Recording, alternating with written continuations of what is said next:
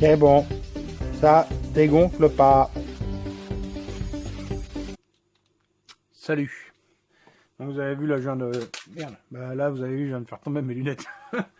Donc là, je viens de prendre la pression moteur, c'est bon, ça fuit pas, il n'y a pas de fuite, de problème d'étanchéité ou autre. Donc là, c'est remonté, ça comprime un peu plus fort. Donc là, je le mets dans le châssis, puis on verra cet après-midi ce que ça donne au banc. Parce que... donc encore aujourd'hui, j'ai le gamin qui est à la maison, qui est un peu mieux, mais qui est encore un peu ramollo. Donc j'ai dit, on va pas le foutre en communauté aujourd'hui, le laisser tranquille.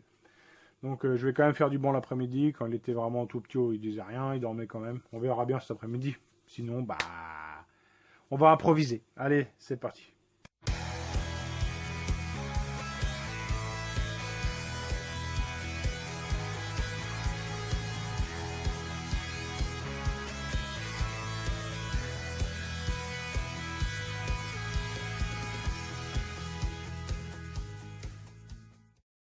Là, je vous montre aussi un plan sur mon installation du banc. Voilà donc la dernière version de mon banc. Alors au départ, c'était fixé solidaire. Du banc, ça faisait vibrer l'encodeur. Après, c'était fixé par terre, donc ça vibrait pas du tout. Mais vu que le banc, il hoche un petit peu quand on fait des tirs, parce qu'il est monté sur des tampons en caoutchouc, le banc, et ben, il y avait une tension dans la courroie qui s'effectuait, ce qui faisait tout hocher, ça marchait pas non plus. Et là, ça semble à peu près marcher. Enfin, ça marche, hein, pour le moment. Je dis à peu près, ça marche. La dernière truc que j'ai trouvé, c'est ça, c'est monté. En fait, j'ai rechangé les paliers. J'ai remis des paliers plus rigides que ceux d'avant. Là, c'est des paliers en fonte. Montés sur des caoutchoucs, en fait, là. Tout est monté sur un caoutchouc. Je sais pas si on voit, peut-être si je hoche la courroie. Enfin, bref, on voit rien, quoi. Si. Enfin, bon, bref. Donc, ça peut bouger un peu, mais c'est quand même fixé au banc. Là, ça a l'air de fonctionner. Là, il y a juste une patte qui empêche l'entraîneur de tourner. Il est monté un peu souple, on va dire. Mais là, ça semble fonctionner comme ça. Voilà. Donc là, il me reste à fixer le truc. Bon, pour l'instant, j'ai pas fini parce que c'est encore en phase de test. Et donc là, j'ai pas encore monté la rampe. Hein, on verra ça après.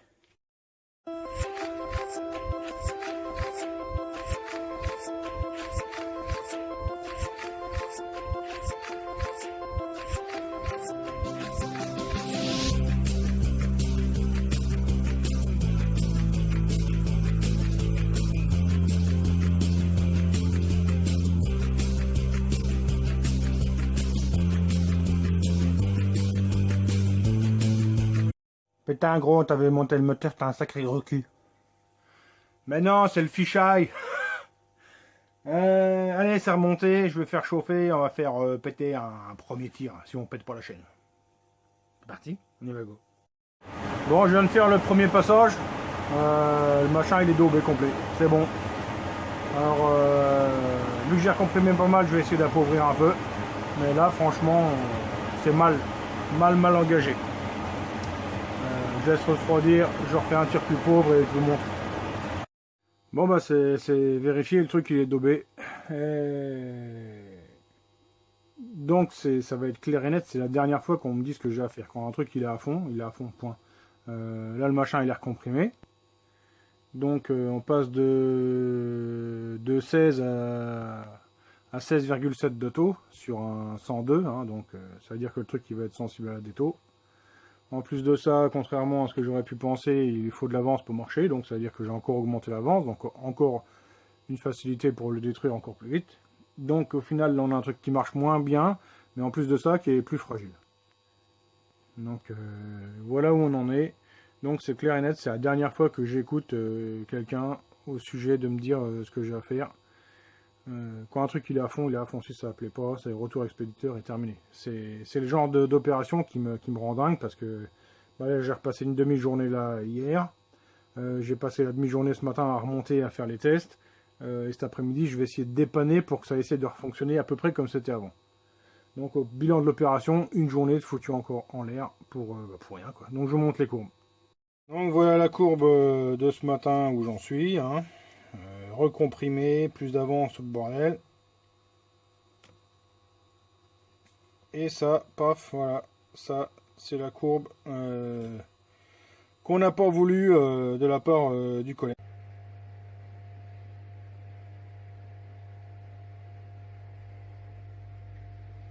Il est gentil ce gosse, hein. Pleure pas, il dit rien. Pourtant ça fait du bruit. Hein. Ouais, je vais lui filer à bouffer, puis je vais bouffer aussi. Il faut quand même prendre le temps de cuisiner la qualité, quoi. Merde. Ah bah voilà, bah vous avez vu maintenant. C'est la paella directement de chez Monsanto. Mais pour contrebalancer, quand même, t'as de la banane bio.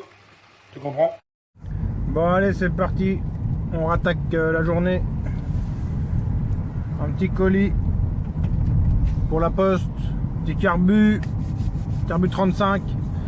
Alors voilà, ça c'est fait.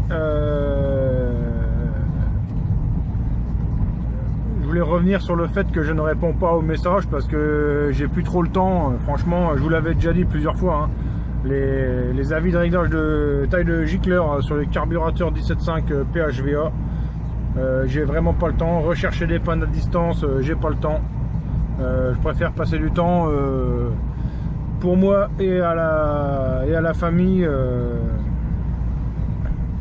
que de passer mes soirées à répondre sur Facebook à des demandes qui sont parfois, enfin même quasiment tout le temps impossible de répondre, parce que de toute façon je ne suis pas devant la machine, je ne peux pas connaître les pannes.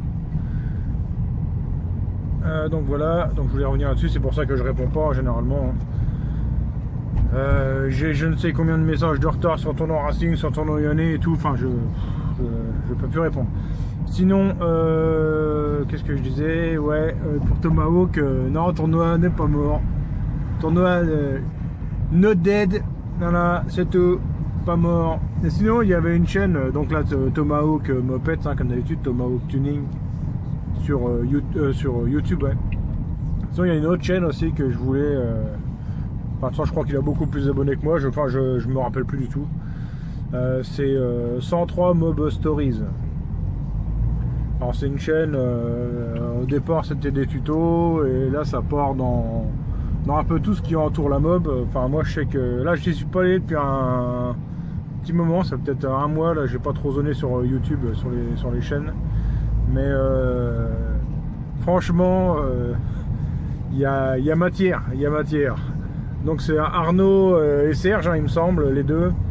Au départ c'était Arnaud qui a fait la chaîne. Et apparemment Serge est arrivé sur la chaîne avec lui, maintenant ils sont deux. Enfin c'est bien barré, moi j'aime bien. Surtout quand ils mettent des pétards à mobilette. Voilà, c'est tout. Bon allez, j'arrive à la poste, je vous laisse, après on va refaire un peu de bande essai.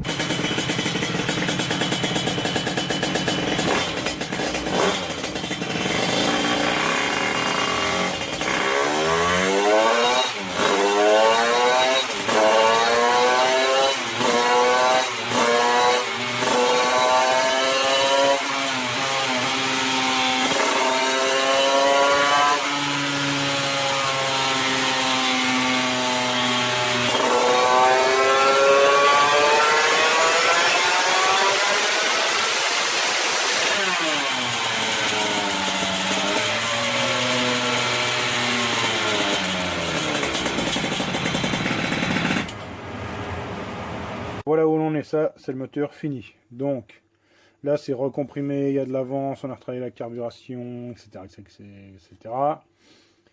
Alors avant de l'avoir recomprimé, etc., c'était ça. Donc, pour ainsi dire, bon, ça va, j'ai rectifié les conneries, mais bon. J'ai pas gagné grand chose, hein. Je suis passé, j'ai gagné 0,2. Vraiment sur le pic là. Ouais, il a 0,6 ici, mais bon, c'est des conneries. Au final, ça marche pas mieux et le moteur est moins fiable. Je dis pas qu'il va casser, mais c'est forcément moins fiable à plus de 16,5 que à 16, quoi. Ça, c'est sûr. Alors, le souci, c'est que le souci, je le connais. Le souci, c'est pourquoi le moteur, il est pas bon, il marche pas. Parce que ça a été comparé avant à un 90 Fast qui marchait super bien sur Nitro.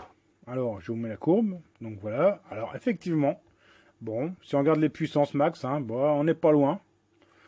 Mais là, on a de la puissance par le régime, quoi, hein. En l'occurrence, on voit qu'ici, il en manque grave. Et là, si on regarde le couple, forcément... Ah bah, je peux pas le faire. Moi, on le fera après. On le fera après. Tout ce que je sais, c'est que là, il y a beaucoup de régimes.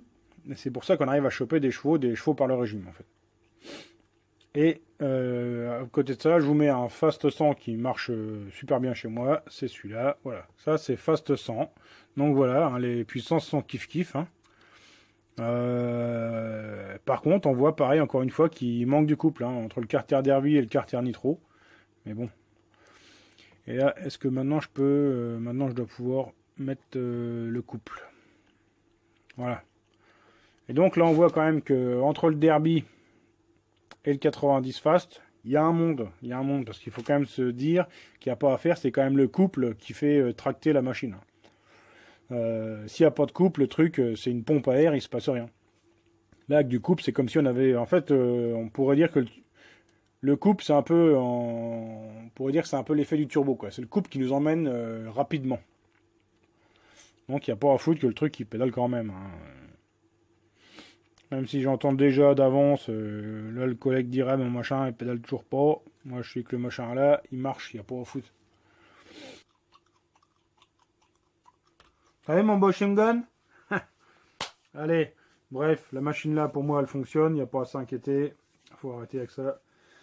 Donc là, ça va être démontage, nettoyage, réexpédition. Demain, on se retrouve.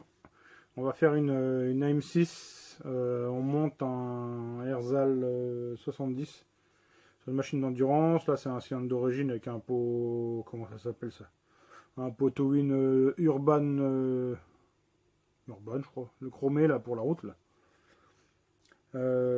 Donc, c'est le pot homologué. Hein. Donc, la machine là d'endurance. Donc, on lui met un autre cylindre et on va essayer au bon, voir un peu comme ça ce que ça dit pour régler la carburation et tout ça. Autre chose, donc mon banc il fonctionne, hein, ça je vous l'avais dit. J'avais fait faire un arbre, un premier qui était complètement hors cote. Et après Arnaud, donc merci à toi, il m'en a renvoyé deux autres, un qui a été fait par son prof, ou un prof de je sais pas quoi, de lycée ou je ne sais quoi, plus un autre encore, donc j'ai réussi à me dépatouiller avec tout ça, donc merci. Hein. Merci même pour l'arbre qui n'allait pas, mais bon, je dirais, il peut y avoir un loupé, ça arrive. Donc on se retrouve demain pour la derby, ça je vous l'ai dit. Autre chose, hein, vous avez vu, hein, au Mans, ça sert à rien de faire souffrir les trucs, hein, une fois que la puissance elle est passée, ça sert à rien de les tenir accélérés. Non, non, non, non, non, merci. Ça, j'ai eu beaucoup de mecs au banc faire ça. Une fois que la P max elle arrive, on peut déjà d'ores et déjà couper les gaz, hein, c'est terminé. Avec l'inertie du rouleau, c'est des coups à prendre des vélos et des cages aiguilles dans la gueule. C'est comme ça qu'elles explosent. Donc, par pitié, hein, arrêtez les conneries. Dès que la P-Max elle est atteinte, couper les gaz, ça sert à rien de laisser les moteurs en charge. Enfin, même en décharge, on pourrait dire. C'est hyper mauvais. C'est tout. Merci de m'avoir suivi. Si ça vous a plu, comme d'habitude, petit pouce. Hein. À toi qui va mettre le pouce, le dislike, je te remercie par avance. Hein, ça me fait chaud au cœur. Allez, bye les petits loups, on se retrouve demain pour la M6. Allez, ciao.